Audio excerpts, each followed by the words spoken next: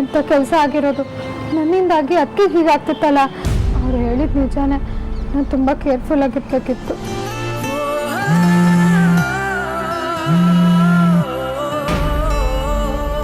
ಹೇಳದಿತಿ, ಹಳಮುದ್ಕಿ ಎಲ್ಲೇ ಇದೆಯಾ? ಯಾಕೆ ಟೆನ್ಷನಲ್ಲಿ ಮಾತಾಡ್ತಿದ್ಯಾ? ಏನಾಯ್ತು ಅದನ್ನ ಹೇಳು. ನಮ್ಮಿಂದ ಒಂದು ದೊಡ್ಡ ತಪ್ಪಾಗೋಗಿದೆ ಕಣೆ. ತಪ್ಪ? ಏನೇ ಹಾಗಂದ್ರೆ? ಅದು ಅಪ್ಪ ನಾಳೆ ನನ್ನ ಕೆಲಸದ ಕೊನೆ ದಿನ.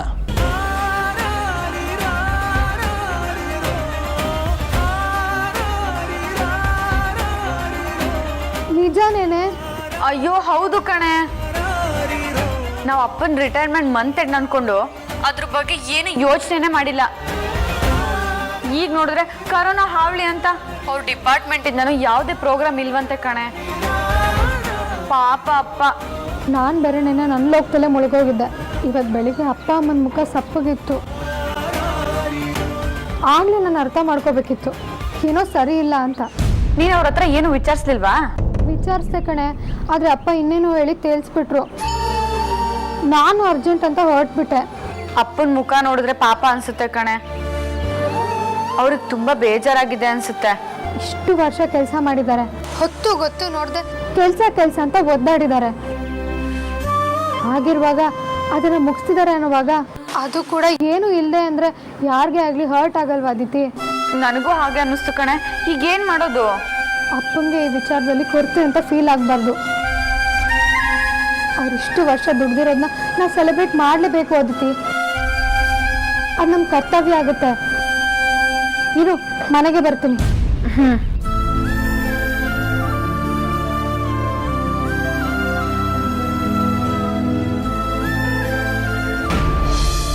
ಆರ್ತಿ ಅಮೂಲ್ಯಲ್ಲಿ ಅವಳು ಆಗ್ಲೇ ಹೋದ್ಲು ಬಾಬಾ. ಯಾಕೆ? ಹೊಟ್ಟೋದ್ಲ? ಏನಿಲ್ಲ, ಏನೋ ಸ್ವಲ್ಪ ಮಾತಾಡ್ಬೇಕಿತ್ತು ಅಷ್ಟೇ. ಬಟ್ ಇಷ್ಟು ಬೇಗ ಹೋಗ್ತಾಳೆ ಅಂತ ಅನ್ಕೊಂಡಿಲ್ಲ. ಏನಾದರೂ ಹೇಳೋದಿತ್ತ ಬಾವಾ? ಹಾ ಆರ್ತಿ. ಏನ್ ಬಾವಾ? ಏನಿಲ್ಲ, ಒಬ್ಳೇ ಹೋಗ್ತಿದ್ದಲ್ಲ, ಡ್ರಾಪ್ ಮಾಡೋಣ ಅಂತ ಅನ್ಕೊಂಡೆ. ಮಾತಾಡೋದಿದೆ ಅಂದಿದೆ, ಆಗ್ಲೂ ಕೇಳಿಸ್ಕೊಳ್ಳಿಲ್ಲ. ಈಗ ವೇಟ್ ಕೂಡ ಮಾಡದೆ ಹೋಗಿದ್ದಾಳೆ. ಯಾಕೆ ಹೀಗೆ ಮಾಡಿದ್ಲು? ಬಾವಾ, ಅವಳು ನಿಮ್ಗೇನೋ ಹೇಳಬೇಕು ಅಂತಿದ್ಲು. ಹೌದಾ? ಏನಂತೆ? ಏನೂ ಇಲ್ಲ ಬಾವಾ, ಅವಳೇ ಹೇಳ್ತಾಳೇನೋ. ಅವಳು ಹೇಳ್ದಾಗ್ಲೂ ಕೇಳಿಸ್ಕೊತೀನಿ. ನಿನ್ನ ಹತ್ರ ಏನು ಹೇಳಿದ್ಲು ಅದನ್ನ ಹೇಳಾರ್ತಿ. ಅದು ಐ ಲವ್ ಯು ಅಂತೆ.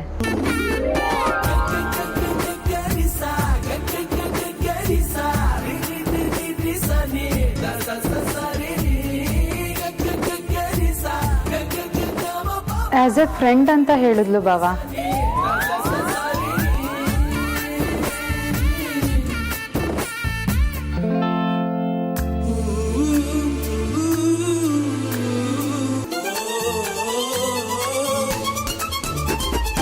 ನಮ್ಮ ಪ್ರೀತಿಗೆ ಇವ್ರು ಸಹಾಯ ಮಾಡಿದ್ರು, ಇವ್ರ ಪ್ರೀತಿಗೆ ನಾವು ಸಹಾಯ ಮಾಡಬೇಕು.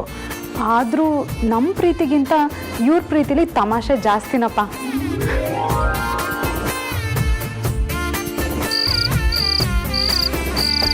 ರೀ ರೀ ರೀ ಅಯ್ಯ, ಏನ್ರಿ ಮಾಡ್ತಿದ್ದೀರಾ? ಊಟಕ್ಕೆ ಬನ್ನಿ ಅಂತ ಮೂರು ಸಲ ಕರೆದೆ, ಕೇಳಿಸ್ಲಿಲ್ವಾ? ಅಯ್ಯ ಬನ್ನಿ ಬನ್ನಿ, ಎಲ್ಲ ರೆಡಿಯಾಗಿದೆ. ಏನೋ ಲೆಕ್ಕ ಆಗ್ತಾ ಇದ್ದೆ ಪ್ರಿ. ನೀವೇನು ಮಾಡ್ತಿದ್ರಿ ಅಂತ ನನಗೆ ಗೊತ್ತು. ಹಾಂ, ಇದೆಲ್ಲ ಇದ್ದಿದ್ದೆ. ಇನ್ನು ಬರೀ ಲೆಕ್ಕ ತಾಳೆ ಹಾಕೋದಷ್ಟೆ.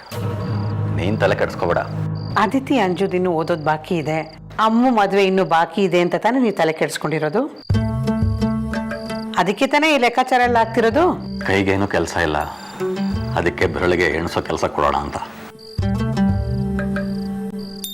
ರಿಟೈರ್ ಆದಮೇಲೆ ಒಟ್ಟಿಗೆ ಬರೋ ದುಡ್ಡಿಂದ ಆರ್ತಿ ಮದುವೆಗೆ ಮಾಡಿರೋ ಸಾಲ ಎಲ್ಲ ತೀರುತ್ತೆ. ತಿಂಗಳ ಪೆನ್ಷನ್ ಎಷ್ಟು ಬರುತ್ತೆ ಅಂತ ಅಂದಾಜು ಸಿಗ್ತಾ ಇಲ್ಲ. ಅದಕ್ಕೆ ಉಳಿದಿರೋದೆಲ್ಲ ಏನಿದೆ ಅಂತ ನೋಡ್ತಾ ಇದ್ದೆ. ಇನ್ನೂ ರಿಟೈರೇ ಆಗಿಲ್ಲ, ಆಗಲೇ ಚಿಂತೆ ಮಾಡ್ತಿದ್ದೀರಾ? ಇದೆಲ್ಲ ಇವತ್ತಿನ ಚಿಂತೆ ಅಲ್ಲ ಪರಿ, ಇದು ಬರೀ ಹಾಳೆ ಮೇಲಿನ ಲೆಕ್ಕ.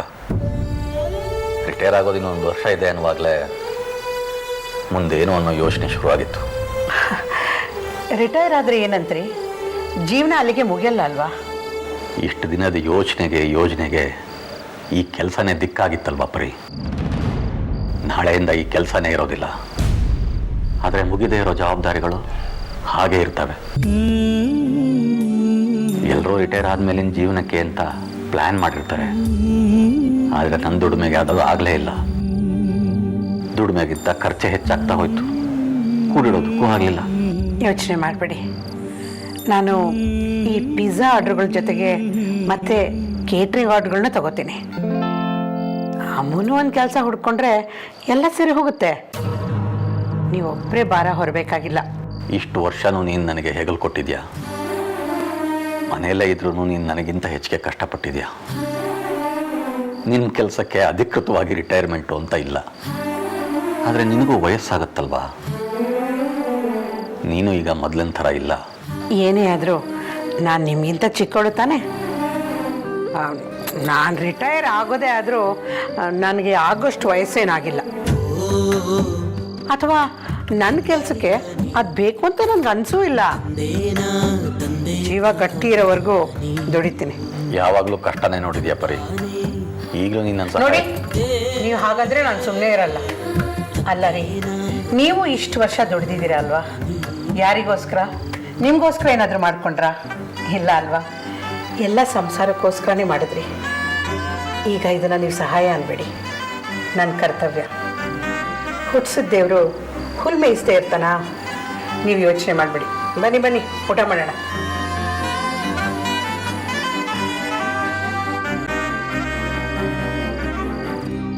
ಲೇ, ಅಪ್ಪನ ರಿಟೈರ್ಮೆಂಟ್ ಯಾವಾಗ ಅಂತ ನಾವು ಮೊದಲೇ ತಿಳ್ಕೊಬೇಕಿತ್ತು. ಅಪ್ಪ ಅಮ್ಮನೂ ಗುಟ್ಬಿಟ್ಕೊಟ್ಟಿಲ್ಲ. ಮೊದಲೇ ರಿಟೈರ್ಮೆಂಟ್ ಯಾವಾಗ ಅಂತ ತಿಳ್ಕೊಂಡಿದ್ರೆ ಅಪ್ಪಂಗೆ ಸರ್ಪ್ರೈಸ್ ಆದ್ರೂ ಕೊಡ್ಬೋದಿತ್ತು. ಅಪ್ಪನ ಬಗ್ಗೆ ನಿಂಗೆ ಗೊತ್ತಿಲ್ಲ ಕಣೆ. ಅಪ್ಪ ಹಾಗೆಲ್ಲ ಅಲ್ಲ ಕಣೆ. ಅವ್ರೇನು ಅಂದ್ಕೊಂಡಿರಲ್ಲ ಆಯ್ತಾ. ಅವ್ರ ಮನಸ್ಸು ನಿಜವಾಗ್ಲೂ ದೊಡ್ಡದು ಕಣೆ. ಮಕ್ಕಳು ತಮಗೋಸ್ಕರ ಏನಾದರೂ ಮಾಡಲಿ ಅಂತ ಅಪೇಕ್ಷೆ ಪಡಲ್ಲ. ನಾನು ನನ್ನ ಮಕ್ಳಿಗೆ ಏನಾದರೂ ಮಾಡಬೇಕು ಅಂತ ಯೋಚನೆ ಮಾಡ್ತಾರೆ. ಆದ್ರೆ ನಾವು ಅವ್ರ ಬಗ್ಗೆ ಯೋಚನೆ ಮಾಡ್ಬೇಕಲ್ವೇನೆ? ಖಂಡಿತ. ಅದಕ್ಕಿಂತ ಇನ್ನೇನು ಘನದಾರಿ ಕೆಲಸ ಮಾಡೋದಿದೆ ನಾವು. ಮೊದಲೇ ಗೊತ್ತಾಗಿದ್ರೆ ಒಂದು ಸಣ್ಣ ಪಾರ್ಟಿ ಅರೇಂಜ್ ಮಾಡ್ಬೋದಿತ್ತು. ಅಪ್ಪಂಗೆ ಏನಾದರೂ ಒಂದು ಗಿಫ್ಟ್ ತರ್ಬೋದಿತ್ತು. ಅಪ್ಪಂಗೆ ಖುಷಿ ಆಗೋ ಥರ ಒಂದು ಸಣ್ಣ ಪ್ರೋಗ್ರಾಮ್ ಅರೇಂಜ್ ಮಾಡ್ಬೋದಿತ್ತು. ಆದ್ರೆ ಎಲ್ಲ ನೆಕ್ ಟು ನೆಕ್ಕಿದೆ. ಕೈಯಲ್ಲಿ ಕೆಲಸ ಇದ್ದಿದ್ರೆ ಅಡ್ವಾನ್ಸ್ ಕೇಳಿ ಏನಾದರೂ ಮಾಡಿಬಿಡ್ತಿದ್ದೆ. ಆದರೆ ಕೈಯಲ್ಲಿ ಕೆಲಸನೂ ಇಲ್ಲ, ದುಡ್ಡು ಇಲ್ಲ. ಏನು ಮಾಡಬೇಕು ಅಂತಲೂ ಗೊತ್ತಾಗ್ತಿಲ್ಲ. ಅಯ್ಯೋ, ನೀನೇ ನಮಗೆಲ್ಲ ನೆರವಾಗಿದ್ದೆ. ಇವಾಗ ನೀನೇ ಹೀಗಂದ್ರೆ ದಿಕ್ ದೋಚ್ತಾ ಇರೋ ಥರ ಆಗ್ಬಿಡ್ತೀವಿ ಕಣೆ. ಅದು ನನಗೂ ಅರ್ಥ ಆಗುತ್ತೆ ಕಣೆ. ಆದರೆ ಏನು ಮಾಡಲಿ, ಕೈಯಲ್ಲಿ ಕೆಲಸ ಬೇರೆ ಇಲ್ಲ. ಅಂದ್ರೆ ಅಪ್ಪ ಬೇಜಾರಲ್ಲೇ ರಿಟೈರ್ಡ್ ಆಗ್ಬೇಕಾ?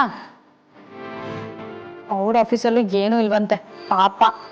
ಅಪ್ಪಂಗೆ ರಿಟೈರ್ಮೆಂಟನ್ನು ಸೂಟ್ ಹಾಕ್ಸ್ಬೇಕು ಅನ್ನೋ ನನ್ನ ಕನಸಾಗೆ ಉಳಿತು.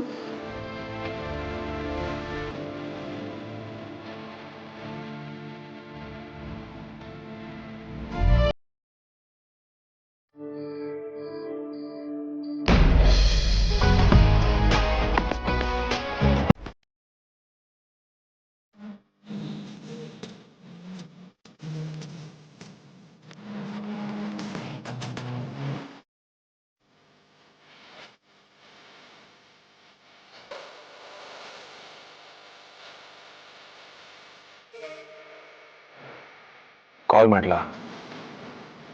ಬೇಡ ಬೇಡ. ಕಾಲ್ ಮಾಡಿದ್ರೆ ಏನಾಗುತ್ತೆ? ಬೇಡ ಬೇಡ. ಅಸಲು ವಾಯ್ಸ್ ಕೇಳಿಸ್ಕೋಬೇಕು ಅನಿಸ್ತಿದೆಯಲ್ಲ. ಲೇ ಹಣಮಕ್ಕಿ, ಒಂದು ಐಡಿಯಾ. ಏನು ಹೇಳು? ನಾವು ವೇದನ್ ಬಾವನ್ ಹತ್ರ ಹೆಲ್ಪ್ ಕೇಳಿದ್ರೆ ಹೇಗೆ? ಸಾಕು ಸುಮ್ಮನಿರೆ. ಈಗ ಅವ್ರ ವಿಚಾರ. ಅವ್ರ ಹತ್ರ ಹಾಗೆಲ್ಲ ಹೆಲ್ಪ್ ಕೇಳೋಕ್ಕಾಗಲ್ಲ. ಯಾಕಾಗಲ್ಲ? ನಮಗೆ ತುಂಬಾ ಕ್ಲೋಸ್ ಇರೋರು ಅವರೇ ಅಲ್ವಾ? ಅದೆಲ್ಲ ಏನಿದ್ರು ಸದ್ಯದ ಪರಿಸ್ಥಿತಿಲಿ ಸರಿ ಇಲ್ಲ. ಹಾಗೆಲ್ಲ ಹೆಲ್ಪ್ ಕೇಳಿದ್ರೆ ಅವ್ರು ಏನು ಅಂದ್ಕೊಳ್ಳಲ್ಲ ಹೇಳು. ಸದ್ಯದ ಪರಿಸ್ಥಿತಿ ಸರಿ ಇಲ್ಲದೆ ಇರ್ಬೋದು, ಆದ್ರೆ ಇದೇ ಪರಿಸ್ಥಿತಿ ಯಾವಾಗ್ಲೂ ಇರುತ್ತೆ ಅಂತ ಯಾಕೆ ಅನ್ಕೋತೀಯ? ಮುಂದೆ ಎಲ್ಲನೂ ಸರಿ ಆಗ್ಬೋದಲ್ವಾ? ಹಾಗಿದ್ರೆ ಸರಿ ಆದ್ಮೇಲೆ ನೋಡ್ಕೊಳ್ಳೋಣ. ಆದ್ರೆ ಅಪ್ಪಂಗೆ ಮತ್ತೆ ರಿಟೈರ್ಮೆಂಟ್ ಆಗಲ್ಲ. ಹೋದ ಸಮಯ ಮತ್ತೆ ಬರೋದು ಇಲ್ಲ. ಅದೇ ತರ ನಾವು ಮುಂದೆ ಯಾವಾಗೋ ಸೆಲೆಬ್ರೇಟ್ ಮಾಡಿದ್ರೆ ಅದಕ್ಕೆ ಬೆಲೆನೂ ಇರಲ್ಲ ಕಣೆ. ನೀನು ಅಂಜು ಥರ ಮಾತಾಡ್ಬಿಡ ಕಣೆ. ನಂಗೆ ಇವಾಗ ನಿಮ್ಮ ಜಗಳ ಮನ್ಸ್ತಪ್ಪ ಯಾವುದು ಕಾಣಿಸ್ತಿಲ್ಲ ಕಣೆ. ಮುಂದೊಂದು ದಿನ ಸರಿ ಆದಾಗ ಇವತ್ತು ನಾವು ಸ್ವಲ್ಪ ಸಹಾಯ ಕೇಳಿದ್ರೆ ಅಪ್ಪಂಗೆ ನಿಜವಾಗ್ಲೂ ಖುಷಿ ಆಗ್ತಾ ಇತ್ತು. ತಪ್ಪು ಮಾಡ್ಬಿಟ್ವಿ ಅಂತ ಅನ್ಸ್ಬಾರ್ದಲ್ವಾ?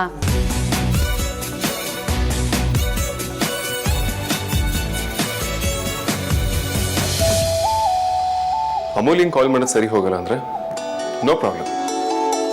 ಅವಳಿಲ್ಲ ಅಂದ್ರೆ ಏನಂತೆ?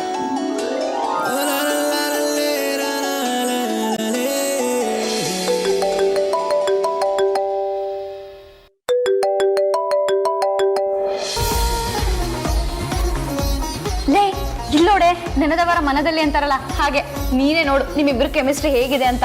ನೀನ್ ನೆನೆಸ್ಕೊಂಡ ತಕ್ಷಣ ಅವ್ರು ಮಾತಾಡೋದಕ್ಕೆ ರೆಡಿ ಆಗ್ಬಿಟ್ಟಿದ್ದಾರೆ. ಹಲೋ ಹಾಯ್ ಅದಿತಿ, ಎಲ್ಲರೂ ಹೇಗಿದ್ದೀರಾ? ಆರಾಮ? ನಾವೆಲ್ಲರೂ ಸೂಪರ್ ಆಗಿದ್ದೀವಿ ಬಾಬಾ, ನೀವ್ ಹೇಗಿದ್ದೀರಾ? ಕಾಲ್ ಮಾಡಿದ್ದು ಇವಳಿಗಾದ್ರು ವಿಷಯ ಅಮೂಲ್ಯನ ಬಗ್ಗೆ, ಅವ್ರ ಬಗ್ಗೆ ಹೇಗೆ ಕೇಳಿ?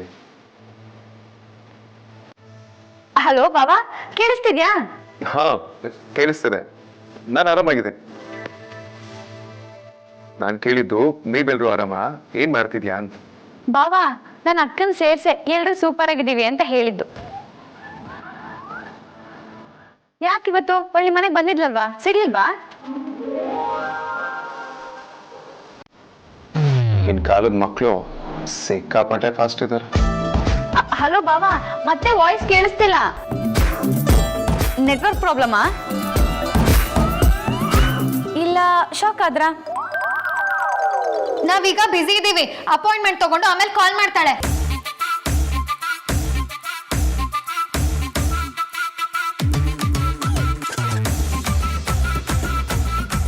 ಹಾಗಾದ್ರೆ ಬಜಾರಿ ಅಲ್ಲೇ ಇದ್ಲು ಅಂತ ಆಯ್ತು. ನಾನು ಮಾತಾಡಿದೆಲ್ಲ ಕೇಳಿಸ್ಕೊಂಡಿರ್ತಾಳೆ. ನೀನ್ ಕಟ್ ಮಾಡಿದ್ರೇನಂತ, ಕಟ್ ಮಾಡಿದ್ ನೀನೆ ಅಂತ ಗೊತ್ತಾಗೋ ಹಾಗೆ ಕಟ್ ಮಾಡಿದ್ಯಲ್ಲ, ಅಷ್ಟು ಸಾಕು. ನಾನು ಕಾಲ್ ಮಾಡಿದ್ದೆ ನಿನ್ನ ವಾಯ್ಸ್ ಕೇಳಬೇಕು ಅಂತ, ಅದಕ್ಕೆ ಆಯ್ತು. ಸ್ಮಾರ್ಟ್ ಇಲ್ಲ ಬಜಾರ್. ವೇದಾಂತು, ವೇದಾಂತು ಅಜಿ ಊಟ ಮಾಡ್ತಿದ್ದಪ್ಪ? ಇಲ್ಲ ಅಜ್ಜಿ, ನಾಳೆ ಒಂದು ಇಂಪಾರ್ಟೆಂಟ್ ಕೆಲಸ ಇದೆ, ಅದಕ್ಕೆ ಪ್ರಿಪೇರ್ ಆಗ್ತದೆ. ವೇದಾಂತು, ನಿಮ್ಮ ಅಜ್ಜಿಯಾಗಿ ಈ ಮಾತನ್ನು ಹೇಳೋ ಅಧಿಕಾರ ನನಗಿದೆ ಅಂತ ಹೇಳ್ತಾ ಇದ್ದೀನಪ್ಪ. ಆ ಸಾಹಿತ್ಯ ನಿನ್ನ ಜೀವನದಲ್ಲಿ ಕೆಟ್ಟ ಕನಸಾಗಿ ಬಂದ್ಲು. ಹೇಗೆ ಬಂದ್ಲೋ ಹಾಗೆ ಹೊರಟೋದ್ಲು. ಒಂದು ಕೆಟ್ಟ ಅಧ್ಯಾಯ ಮುಗಿತು. ಈಗ ಹೊಸ ಪುಟನ ನೀನು ತಿರ್ವ ಹಾಕ್ಬೇಕಪ್ಪ. ಏನ್ ಮಾಡ್ಬೇಕು ಅಂತ ಹೇಳ್ತಿದ್ದೀರಾ ಅಜ್ಜಿ? ನಿನ್ನ ಸಿದ್ಧಾಂತ ಏನೇ ಇರ್ಬೋದು, ಆದ್ರೆ ಜೀವನ ನಾವು ಗಟ್ಟಿ ಇದ್ದಾಗಲೇ ಮುಗ್ದೋಗಲ್ಲ. ನಿನಗೂ ವಯಸ್ಸೇನು ನಿಲ್ಲಲ್ಲ. ನೀನು ಈಗಲಾದ್ರೂ ಮದುವೆ ಬಗ್ಗೆ ಯೋಚನೆ ಮಾಡ್ಬೋದಲ್ಲಪ್ಪ. ಯಾರಾಗಲ್ಲ ಅಂದ್ರು ಮದುವೆ ಬಗ್ಗೆ ಹುಡುಗಿ ರೆಡಿ ಇರ್ಬೇಕಲ್ಲ. ಏನಾದ್ರೂ ಅಂದ್ಯಾ? ಹುಡುಗಿ ಸಿಗ್ಬೇಕಲ್ಲ ಅಜ್ಜಿ. ನಿನ್ ಮನ್ಸನ್ ಗೆದ್ದವರು ಕಣ್ಮುಂದೆ ಇರ್ಬೇಕಾದ್ರೆ ಊರೆಲ್ಲ ಹುಡುಕಾಡೋದು ತಪ್ಪಲ್ವಾ? ಕಣ್ತೆರ್ ದೊಡ್ಡು, ನಿನ್ ಮನ್ಸೇ ನೀನು ಉತ್ತರ ಹೇಳುತ್ತೆ. ಇಂಥದ್ರಲ್ಲೆಲ್ಲ ನಿಧಾನ ಮಾಡಬಾರ್ದಪ್ಪ. ಆದಷ್ಟು ಬೇಗ ಎಲ್ಲಾನು ಒಂದು ಹಂತಕ್ಕೆ ತಂದ್ಬಿಡು, ಆಯ್ತಾ? ಅರೆ, ನನ್ನ ಮನ್ಸಲ್ಲಿ ಅಮೂಲ್ಯ ಇದ್ದಾಳೆ. ನಾನು ನನ್ನ ಪ್ರೀತಿನ ಅವಳಿಗೆ ಹೇಳೋದಕ್ಕೆ ಒದ್ದಾಡ್ತಿದ್ದೀನಿ ಅಂತ ಅಜ್ಜಿಗೆ ಹೇಗೆ ಗೊತ್ತಾಯ್ತು? ಈಗಿನ ಕಾಲದ ಮಕ್ಕಳಷ್ಟೇ ಅಲ್ಲ, ನಮ್ಮ ವಯಸ್ಸಾದ ಅಜ್ಜಿ ಕೂಡ ಫಾಸ್ಟಾಗೇ ಇದ್ದಾರೆ. ಮೇ ಬಿ ನಾನೇ ತುಂಬ ಸ್ಲೋ ಅನ್ಸುತ್ತೆ.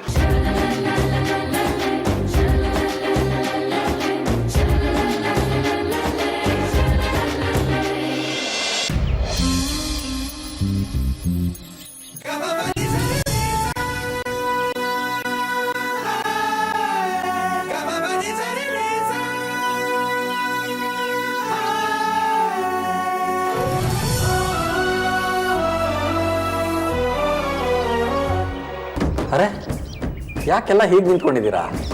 ನಾನು ಯುದ್ಧಕ್ಕೆ ಹೋಗ್ತಾ ಇಲ್ಲ, ಕೆಲ್ಸಕ್ಕೆ ಹೋಗ್ತಾ ಇದ್ದೀನಿ. ಕೆಲಸದ ಕೊನೆ ದಿನದ ಶುಭಾಶಯಗಳು ಅಂಕಲ್.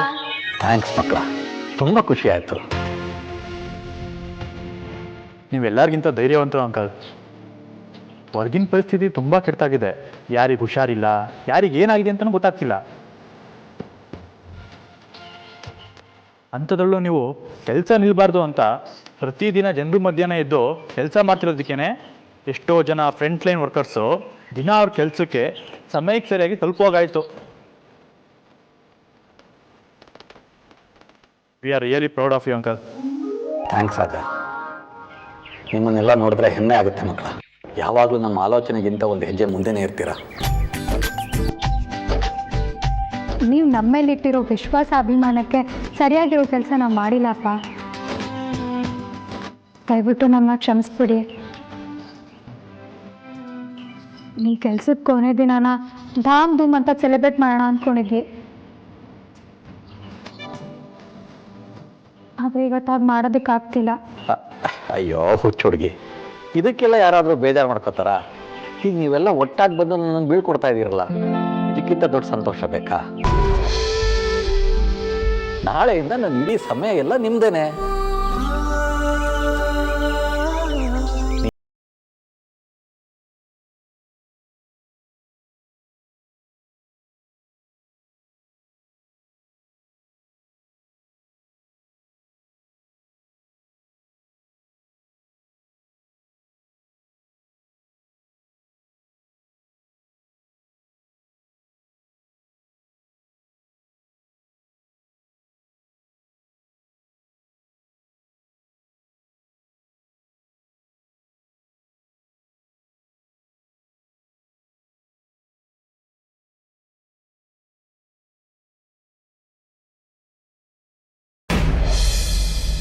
ಯಾವ್ದು ಉಟ್ಕೊಳ್ಳಿ? ಇದನ್ನ ಮೊನ್ನೆ ತಾನೇ ಉಟ್ಕೊಂಡಿದ್ದೀನಿ, ಇದಕ್ಕೆ ಐರನ್ನೇ ಆಗಿಲ್ಲ. ಯಾವ್ದು ಉಟ್ಕೊಳ್ಳಿ ಅಂತಾನೆ ಗೊತ್ತಾಗ್ತಿಲ್ವಲ್ಲ. ಆರ್ತಿ, ಯಾವ ಕಡೆನಾದ್ರೂ ಹೊರಟಿದ್ಯಾ ಅಮ್ಮ? ಹಾಂ ಹೌದು ಅತ್ತೆ, ಮನೆಗೆ ಒಂದ್ಸಲ ಹೋಗಿ ಬರೋಣ ಅಂತ. ಅಲ್ಲ, ಇವೆಲ್ಲ ಎಂಥ ಸೀರೆಗಳು ಆರ್ತಿ? ಎಲ್ಲನೂ ನಂದೇ ಸೀರೆ ಅತ್ತೆ, ಮದುವೆ ಟೈಮಲ್ಲಿ ತಗೊಂಡಿದ್ದು. ಆರ್ತಿ, ನೀನು ಈ ಥರ ಎಲ್ಲ ರೆಡಿ ಆದರೆ ಹೇಗೆ? ನೀನು ರೆಡಿ ಆದಾಗೆ ಕಾಣಲ್ಲ ಆರ್ತಿ. ಯಾವುದಾದ್ರೂ ಗ್ರ್ಯಾಂಡ್ ಆಗಿರೋ ಸೀರೆ ಉಟ್ಕೋ. ಯಾಕತ್ತೆ, ಇದೆಲ್ಲ ಚೆನ್ನಾಗಿಲ್ವಾ? ಉಟ್ಕೊಳ್ಳೋಕ್ಕೆ ತುಂಬ ಕಂಫರ್ಟಬಲ್ ಆಗಿದೆ. ಇದು ಚೆನ್ನಾಗಿಲ್ಲ ಅಂತಲ್ಲ, ಆದರೆ ಗ್ರ್ಯಾಂಡ್ ಆಗಿಲ್ಲ. ನಿನ್ನ ರಿಸೆಪ್ಷನ್ಗೆ ನನ್ನ ಫ್ರೆಂಡ್ಸ್ಗಳೆಲ್ಲ ಗಿಫ್ಟ್ ಕೊಟ್ಟಿದ್ದಾರಲ್ಲ, ಅದರಲ್ಲಿ ಯಾವುದಾದ್ರೂ ಸೀರೆ ಉಟ್ಕೋ. ಜೊತೆಗೆ ಚೆನ್ನಾಗಿ ಮೇಕಪ್ ಮಾಡ್ಕೋ. ವಸಿಷ್ಠ ಮನೆ ಸೊಸೆ ನೀನು, ಹೊರಗಡೆ ಹೋಗ್ಬೇಕಾದ್ರೆ ಹೇಗಿರಬೇಕು? ಅತ್ತೆ, ನಿಜ ಹೇಳಬೇಕಂದ್ರೆ ವಿಕ್ಕಿ ಅವರಿಗೆ ನಾನು ಆ ಥರ ರೆಡಿ ಆಗೋದು ಇಷ್ಟನೇ ಇಲ್ಲ. ಅದಕ್ಕೆ ಈಗ ಸಿಂಪಲ್ ಆಗಿರ್ತೀನಿ. ಅದು ಅಲ್ಲದೆ ನನಗೂ ಅದೆಲ್ಲ ಒಂಥರ ಮುಜುಗರ ಆಗುತ್ತೆ. ನನ್ನ ಮಗನ ಬಗ್ಗೆ ನನಗೆ ಗೊತ್ತಿಲ್ವಾ ಆರ್ತಿ? ಹಾಗೆಲ್ಲ ಏನೂ ಇಲ್ಲ. ಎಲ್ಲ ಗಂಡು ಮಕ್ಕಳು ಹಾಗೆ ಹೇಳೋದು. ಶುರುನಲ್ಲಿ ಗಂಡನಿಗೆ ಸರ್ಪ್ರೈಸ್ ಕೊಡಬೇಕು ಅಂದರೆ ಇದನ್ನೆಲ್ಲ ಮಾಡಬೇಕಾಗುತ್ತೆ ಆರ್ತಿ. ಆದ್ಯನ್ ಹೆಲ್ಪ್ ತಗೊಂಡು ರೆಡಿ ಆಗು. ವಿಕ್ಕಿ ನೋಡಿದ್ರೆ ಇವಳು ನನ್ನ ಹೆಂಡ್ತಿನ ಅಂತ ದಂಗಾಗ್ಬಿಡ್ಬೇಕು. ಆ ರೀತಿ ರೆಡಿ ಆಗ್ಬೇಕು ನೀನು. ಟ್ರಸ್ಟ್ ಮೀ ಆರ್ತಿ, ನಾನು ಹೇಳ್ದಾಗ ರೆಡಿ ಆಗು. ಸರಿ ಅತ್ತೆ.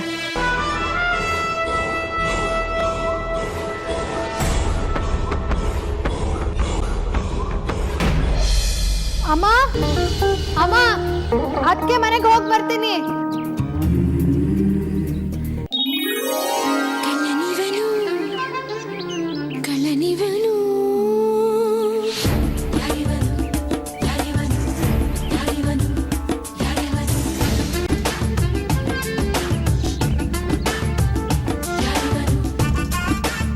ಈ ಹಾಳಾದ ಇಮ್ಯಾಜಿನೇಷನ್ಗೆ ಹೊತ್ತಿಲ್ಲ ಗೊತ್ತಿಲ್ಲ ಅಲ್ಲ. ಹೋಗಿ ಹೋಗಿ ನಮ್ಮ ಸುಳ್ಳೆ ಪುಳ್ಳೆನ ನಮ್ಮನೇಲೆ ಕಾಣೋ ಹಾಗೆ ಪ್ರೊಜೆಕ್ಟ್ ಮಾಡ್ತಾ ಇದೆಯಲ್ಲ.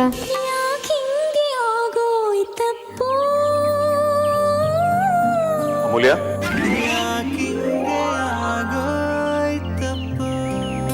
ಇಮ್ಯಾಜಿನೇಷನ್ ಗೊಂಬೆಗೆ ಮಾತೆಲ್ಲ ಬರುತ್ತಾ? ಅದು ನನಗೆ ಕೇಳಿಸುತ್ತಾ? ದೇವ್ರೆ, ಇದು ಯಾವ ಲೆವೆಲ್ಗೆ ಹ್ಯಾಲುಸಿನೇಷನ್ ಅಪ್ಪ? ಕರೆದು ಕೇಳಿಸ್ತಿಲ್ವಾ?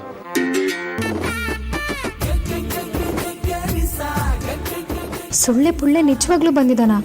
ಲವ್ ಆದಮೇಲೆ ಹಾರ್ಟಿಗೆ ತಲೆ ಕೆಟ್ಟಿದೆ, ತಲೆ ಹಾರ್ಟ್ ಅಟ್ಯಾಕ್ ಆಗಿದೆ ಅನ್ನೋದು ಬಿಟ್ಟರೆ ಬಾಕಿ ಎಲ್ಲ ವರ್ಕಿಂಗ್ ಕಂಡೀಷನಲ್ಲಿದೆ ಅಂದ್ಕೊಂಡಿದ್ದೆ. ಆದರೆ ಕಣ್ಣು ಕಿವುಡಾಗಿ, ಕಿವಿ ಮೂಗ ಆಗಿ, ಬಾಯಿ ಕಿವುಡಾಗೋ ರೇಂಜಿಗೆ ಹಾಳಾಗ್ತೀನಿ ಅಂತ ಅಂದ್ಕೊಂಡೇ ಇರಲಿಲ್ಲ.